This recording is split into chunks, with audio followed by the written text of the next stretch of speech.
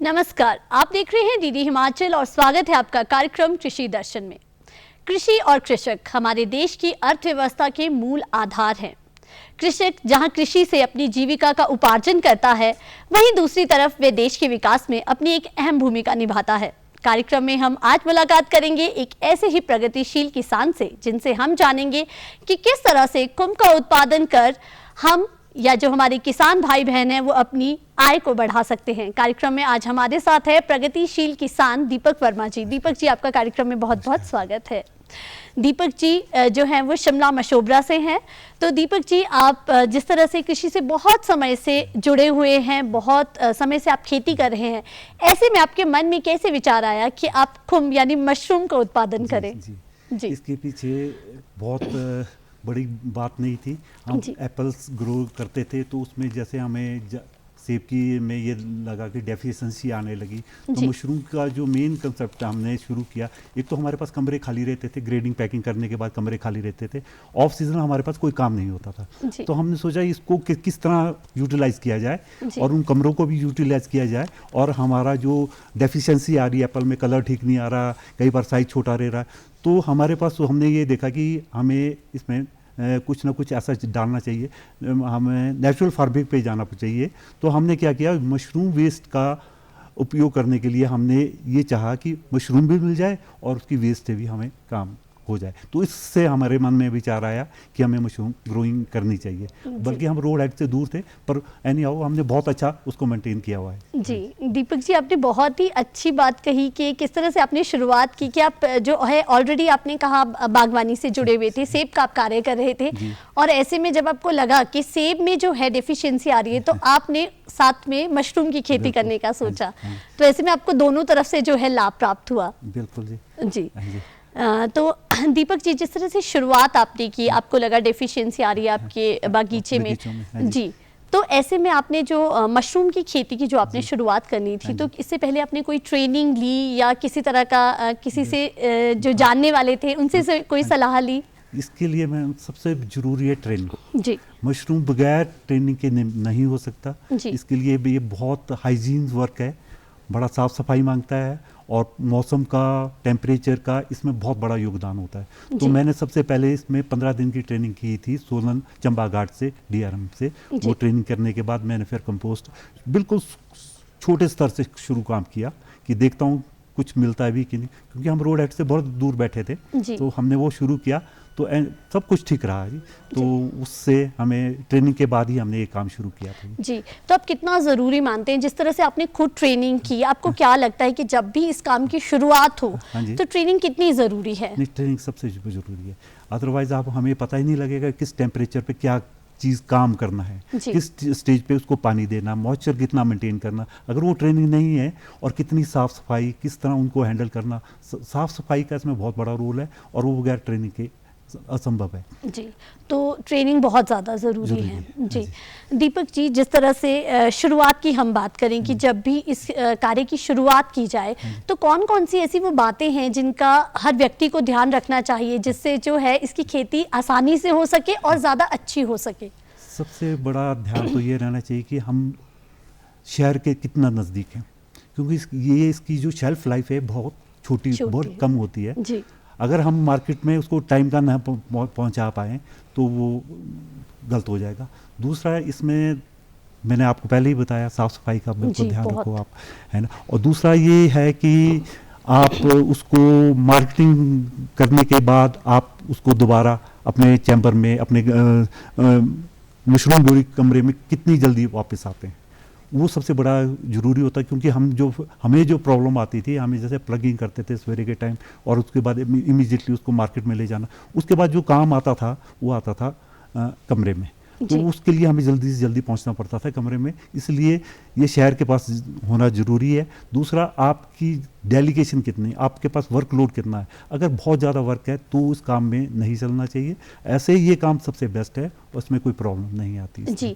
जिस तरह से कोई अन्य कार्य कर रहे हैं, जैसे आप बगीचे का काम कर रहे थे या हम कहीं सब्जी का कार्य हो रहा है, तो उसके साथ भी बहुत आसानी से आप ये कार्य कर सकते हैं। इसमें हार्डली आप अगर आप कैजुअल लेबर भी रखनी पड़ती है बैग उठाने, बैग रखने या प्लकिंग करनी, उसके लिए आप 2 घंटे के लिए, उससे आप एक एम्प्लॉयमेंट जनरेट कर रहे हैं अपने गांव वालों के लिए भी। आप मेरे पास कोई वर्कर है तो मैं उसको 2 घंटे के बुलाऊंगा प्लकिंग करने के, उसके बाद हम साफ सफाई करके बाद मार्केट में चले जाएंगे, फिर शाम के टाइम फिर उसको वाटरिंग करनी है, केसिंग सॉइल सही करनी है, तो उसके लिए हमें सिर्फ 2 घंटे का टाइम चाहिए होता। वो हम खाना खाने के पहले भी कर सकते हैं, खाना खाने के बाद भी कर सकते हैं, तो यूटिलाइजेशन ऑफ टाइम बहुत अच्छा होता है इसमें मशरूम के काम। जी, जिस तरह से हम देखते हैं कि मौसमी कोई भी हमारा कार्य है, जो खेती से जुड़े कार्य होते हैं, मोस्टली हम देखते हैं कि वो मौसमी रहते हैं। तो ऐसे में मुझे लगता है ये बहुत अच्छा कार्य है, जिस तरह से आपने कहा कि आप बीच बीच में कुछ अन्य कार्य भी कर सकते हैं। बिल्कुल जी। और इसका सबसे बड़ा बेनिफिट मैं आपको ये बता दूं, ये किसी कमरे में होता है जी। आपको किसी जानवर का डर नहीं है, जैसे आजकल जंगली जानवरों का बड़ा डर हो गया, और स्पेसिंग भी बहुत बड़ी नहीं चाहिए आपको। छोटे छोटे कमरे, अगर आपके पास, मैं कहता हूँ आप बड़े कमरे से बड़े लार्ज स्केल पे मत जाइए, क्योंकि आजकल बच्चे चाहते हैं कि पहले ही लार्ज स्केल पे। मैं कहता हूँ पहले स्मॉल स्केल से शुरू करो, जो आपके पास खाली कमरे पड़े हैं उसमें ग्रोइंग करना शुरू करो। ट्रेन करना सबसे जरूरी, इसके बाद जो आपके पास सामान पड़ा, जो चीज़ कमरे पड़े हैं या कोई इंस्ट्रूमेंट, स्प्रे मशीन चाहिए होती है इसको, कोई बड़ी बात नहीं, घरों में एग्जॉस्ट फैन पड़े होते हैं, तो उस तरीके से आप इस काम को शुरू करो। और टेम्परेचर इसमें अगर आपने ध्यान रख लिया तो आप कभी इसमें मार नहीं पड़ती जी। तो आप सलाह ये देना चाहेंगे दीपक जी कि शुरुआत जो है वो छोटे स्केल पे करें, सबसे पहले आप उस चीज को अच्छे से समझ लें, वो बहुत ज्यादा जरूरी है। बिल्कुल जी। यदि हम समझ लेंगे तो मुझे लगता है कि लागत वैसे ही कम हो जाती है, बिल्कुल कम हो जाती है जी। दीपक जी, यदि हम इसके प्रकारों की बात करें तो हम मार्केट में देखते हैं कई किस्मों के जो है हमें मशरूम देखने को मिलते हैं, तो उनके बारे में भी थोड़ा बताएं कि कौन कौन सी किस्में होती हैं। एक्चुअली मेन तो इसका बटन मशरूम चलता है जी, ढिंगरी होती है, काला कंचपड़ा, तो मेडिसिन मशरूम आ जाती है, पर हमारा जो मेन फोकस होता है बटन मशरूम पे होता है और ढिंगरी पे। ढिंगरी का ये होता है, इसमें ज़्यादा काम आपको स्टेरिलाइजेशन करनी है आपने किसी भी वेस्ट के ऊपर, उसके बाद आप उसका स्पॉन रन कर सकते हैं किसी भी, और ये बरसात के मौसम में बड़ी अच्छी चलती है, और इसकी मेडिसिन प्रॉपर्टी भी है, अच्छी होती है, सेहत के लिए भी अच्छी होती है, और इसमें ज़्यादा आपको जरूरत नहीं पड़ती। रेनी सीजन में ये इसको ह्यूमिडिटी 70-80% मिल जाए तो ये अपना आप ग्रोइंग हो जाती है। मेन फोकस रहता है हमारा बटन मशरूम पे जी। और इसका ढिंगरी का मैं एक और बात बता दूं, ये इसको आप सुखा के भी रख सकते हैं, पाउडर बना सकते हैं, और इसको अगर आप मार्केट में नहीं बिकती, आप सुखा लीजिए, इसको पाउडर बनाइए और मशरूम सूप में भी इसको यूज़ कर सकते हैं जी।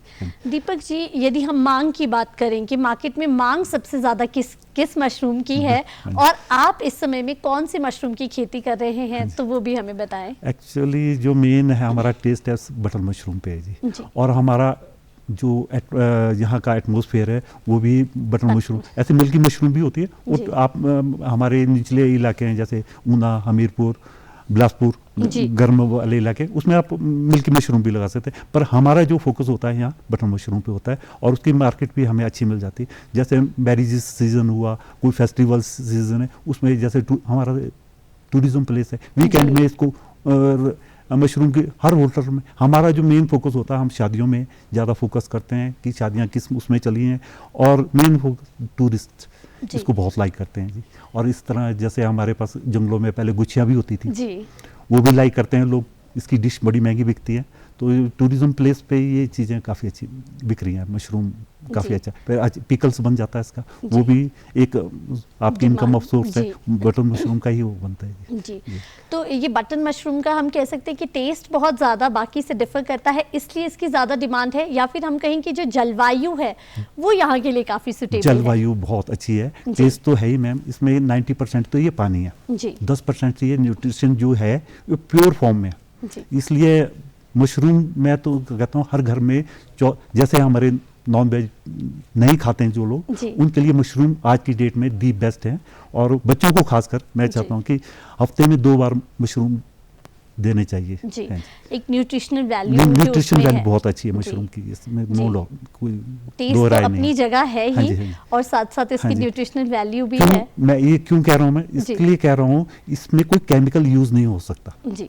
एक फंगस है, अगर आप इसमें कोई आप एक्स्ट्रा कोई करते हैं, आप कोई केमिकल यूज़ करना चाहते हैं, या कोई जैसे हमारे आजकल सब्जियों में फर्टिलाइज़र का ज़्यादा यूज़ हो, इसमें कुछ भी यूज़ नहीं होता। एक बार आपने स्टेरलाइज अपना कंपोस्ट को तैयार कर लिया, उसके बाद इसमें कुछ नहीं होता, इसलिए नेचुरल फूड में इसको मैं गिनता हूँ, तो बच्चों के लिए सबसे अच्छा है जी। दीपक जी, यदि हम शुरुआत करना चाहते हैं, कोई भी व्यक्ति है, जिस तरह से आपने शुरुआत की, तो आपने कहा कि जो भी चीज़ें घर में अवेलेबल हो उसी से शुरुआत हो, तो अगर हम कहें कि जो कम से कम जो पूंजी है वो कितनी पूंजी जो है इसमें लग सकती है, और यदि हम जगह की बात करें तो आपने पहले ही कहा है कि कमरे, कोई भी कमरा चल सकता है, तो जो हम अगर कमरे का साइज़ की बात करें तो कितना कमरा जो हो सकता है वो उसमें ये कार्य किया जा सकता है? ये मैं आपको बताऊँ, 12 बाई 15 का कमरा हो जी, बहुत बड़ा कमरा है, बहुत अच्छा कमरा है, आप 100 से 150 बैग, पहले सबसे पहले आप ट्रेनिंग करें, ट्रेनिंग करने के बाद आप 100 से 200 बैग का एक कमरा तैयार करें, उसमें जो आप प्रैक्टिस करेंगे वो आपका एक ट्रेनिंग पीरियड हो गया। उससे अगर आपको अच्छा लगता है तो आप नेक्स्ट स्टेज में आप 2 कमरों पे शिफ्ट हो जाइए, आस्ता आस्ता उससे आपको वो सबसे बड़ा आपको बेनिफिट मिलेगा जब आप एक कमरे से दूसरे कमरे पे जाएंगे, दूसरे से तीसरे पे जाएंगे, क्योंकि इसमें ऐसा होता है 15 दिन की ये गेम होती है। जैसे आप फर्स्ट फ्लश को तोड़ोगे, फिर सेकंड फ्लश को तोड़ोगे, जब थर्ड फ्लश पे आएंगे तो आपका जो दूसरा कमरा होगा वो आपका रेडी हो जाएगा, उसे आप मार्केट में कंटिन्यूस आपकी रहेगी। तो इसका मेरे कहने का मतलब मेरा ये है कि आप 15-20 दिन के बाद दूसरे कमरे में कंपोस्ट डालते रहें तो ज़्यादा बेटर रहता है, क्योंकि आपकी मार्केटिंग में कनेक्टिविटी बनी रहती है, जो आपकी अलग अलग स्टेजेस में जो है आपको जो प्रोडक्शन है वो मिलती रहेगी, इससे आपको लाभ प्राप्त होगा। लेकिन जो आपने कहा कि शुरुआत जो है वो पहले आप एक ही रूम से भी कर सकते हैं, तो यदि हम पूंजी की बात करें तो मैक्सिमम कितनी पूंजी इसमें लगती है? देखिए, अगर मैं ये कहूँ कि एक आप 10 kg का बैग लीजिए, उसके ऊपर आप 100 रुपये का आपको बैग आपको अपने कमरे में 120 रुपये तक मिल जाएगा। 100 रुपये आपने बनी बनाई कंपोस्ट लाओ, स्टेरलाइज कंपोस्ट लाओ, उसको आप कमरे में रख दीजिए। उसको रखने के बाद आप उसके ऊपर आपकी लागत यही होगी कि आप उसमें पानी देना है, थोड़ी बहुत आपको हवा देनी है, 20 से 25 दिन का खर्चा होता है, उसको आपने कमरे में रखना है। उसमें हमारे CO2 कार्बन कंटेंट्स ज़्यादा आने चाहिए, तो उसमें उसका माइसलम जल्दी फैलेगा। तो उसके बाद आप उसको फ्रेश एयर देंगे, फिर उसमें केसिंग करेंगे, तो प्रोसेस ज़्यादा नहीं होता, 90 दिन का होता है। और ये ऐसा काम है, 90 दिन में कोई भी वेजिटेबल आप तैयार नहीं कर सकते। 90 दिन में आप उसका, अगर मैंने आज 100 रुपये खर्च किए मैम, तो मुझे विदिन 3 मंथ्स वो वापस आ जाते हैं। 100 का अगर मैं अब आपको प्रोडक्शन बताऊं, अगर आपके पास 10 किलो का बैग है तो 10 किलो में आपको आपने अच्छी तरह मेंटेन किया तो आप 25% उसकी यील्ड निकालोगे, मतलब 10 किलो के पीछे आप 2.5 किलो की मशरूम निकालते हैं। अगर आप 120 रुपये की भी आप मशरूम बेचते हैं मार्केट में, तो आपका 240 या 300 रुपये मिलते हैं। तो 300 रुपये में अगर आप अपना खर्चा भी जोड़ दिया, आपने बिजली का खर्चा सब जोड़ दिया, तो आप 200 रुपये पे चले गए। तो एक बैग आपको 100 रुपये दे रहा है बड़े आराम से। तो मेरा मानना है कि इतनी जल्दी रिटर्न और इतनी अच्छी रिटर्न किसी वेजिटेबल्स में नहीं मिलती। थोड़ा अप डाउन जैसे कोरोना में हुआ, फार्मर्स को कुछ नुकसान हुआ, वो कोई अलग बात है, अदरवाइज इसमें अगर आप उस हिसाब से चलते हो तो कोई प्रॉब्लम नहीं आती जी।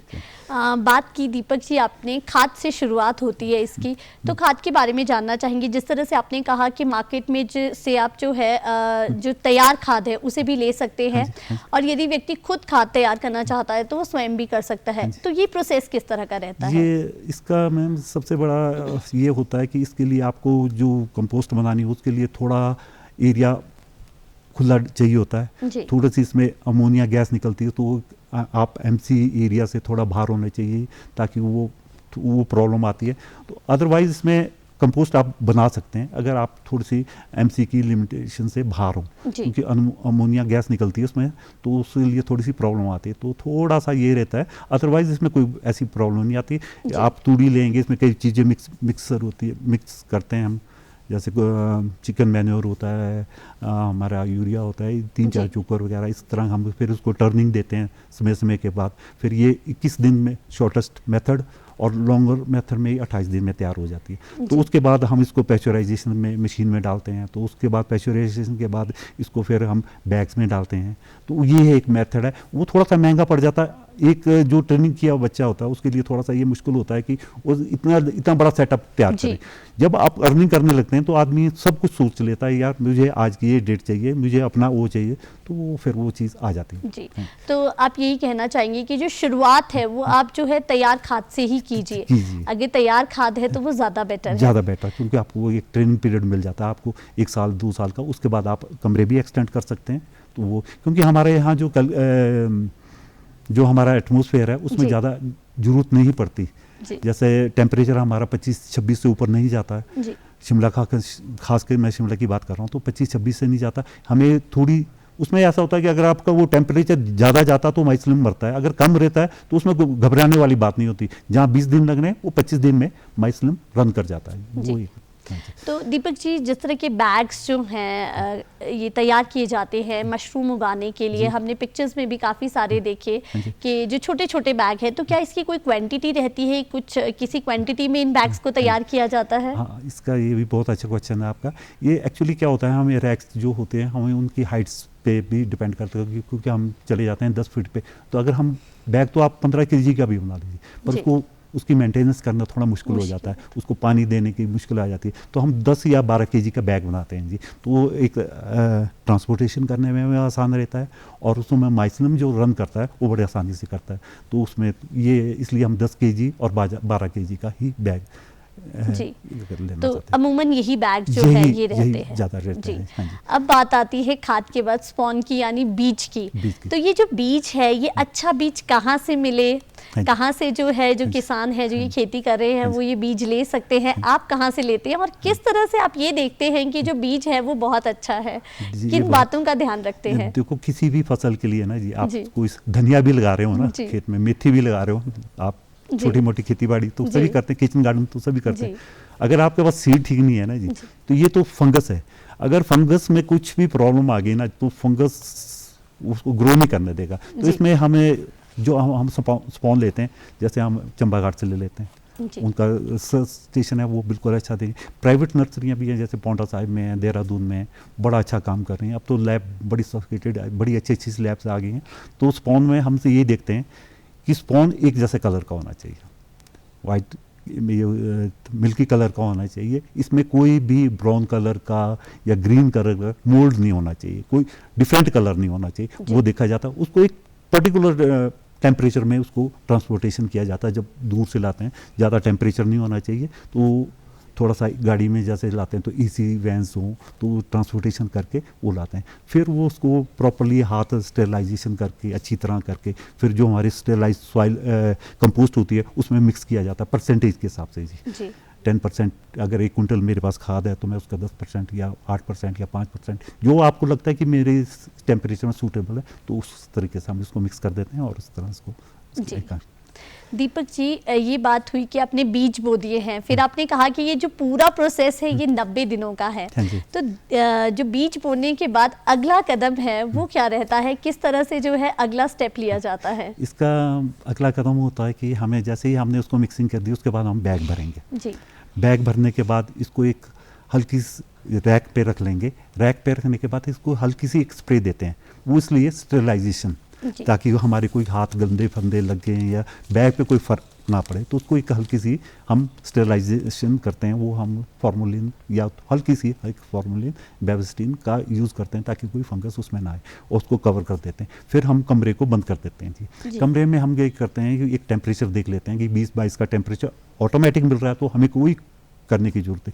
अगर उससे भी कम मिल रहा है तो कोई डरने वाली बात नहीं है, बस 25 डिग्री से ऊपर टेम्परेचर नहीं जाना चाहिए। उसके लिए हमें बीच बीच में पंखे चलाने पड़ते हैं या कूलर चलाने पड़ते हैं। वो एक सिस्टम होता है, वो हमारा चलता है। अगर आपका ठीक टेम्परेचर है 15 से 20 दिन में हमारा माइसिलम रन कर जाता है जी। उस रन करने के बाद उसको हम बैग को नीचे उतारते हैं, उसको थोड़ा सा हिलाते हैं, कंपोस्ट को थोड़ा सा हिलाते हैं, और उसके बाद 1 से 1.5 इंच की एक केसिंग सॉइल की लेयर डालते हैं बराबर करके, और उसको फिर बैग को उठा के रैक पे रख लेते हैं। फिर उसकी वाटरिंग करते हैं। कोई हफ्ते के बाद उसमें पिन हेड बनना शुरू हो जाते हैं मशरूम के जी।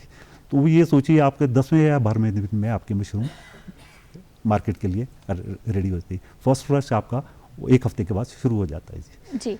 तो इसमें जो आपने जिस तरह से कहा कि लो टेम्परेचर का कोई इतना ज़्यादा इफेक्ट नहीं पड़ता है, बट टेम्परेचर हाई बहुत ज़्यादा नहीं जाना चाहिए। जी जी, कि 25 डिग्री के बाद जो है आपको ध्यान रखने की ज़रूरत है कि अब जो है उसको ठंडक की ज़रूरत है। पर जब हम केसिंग कर लेते हैं तो उसका टेम्परेचर हमें 16 पे लाना पड़ता है, फिर उसको डिक्रीज करना पड़ता है 16 से लेके 18 तक, मैक्सिमम अब 20, क्योंकि शिमला या सराउंडिंग एरिया, हमारा सोलन का एरिया, यहाँ दिन को थोड़ा टेम्परेचर बढ़ता है, शाम के टाइम तो ऐसे ही थोड़ा टेम्परेचर कम हो जाता है। तो अगर वो 1 घंटे के लिए अगर 20 पे भी चले गया या 18 पे भी चले गया तो उससे डरने की बात नहीं होती है।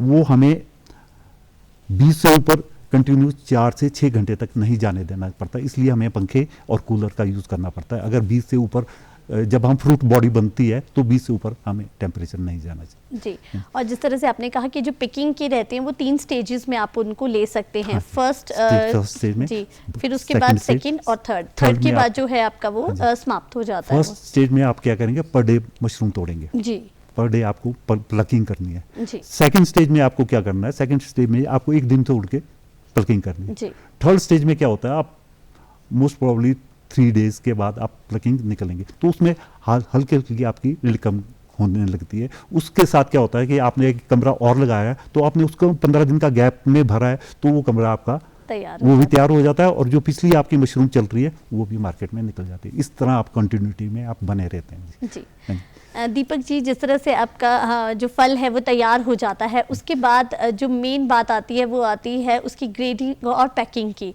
तो ग्रेडिंग और पैकिंग में किन बातों का ध्यान रखा जाता है? इसमें बहुत अच्छा क्वेश्चन है भी आपका।